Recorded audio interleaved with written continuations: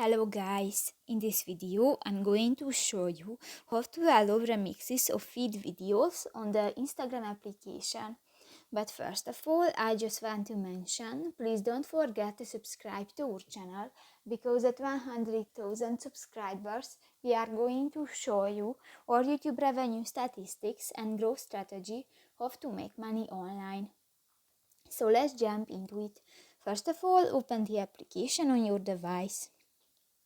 Go to the profile section at the lower right corner of the screen and click to the three lines at the upper right corner.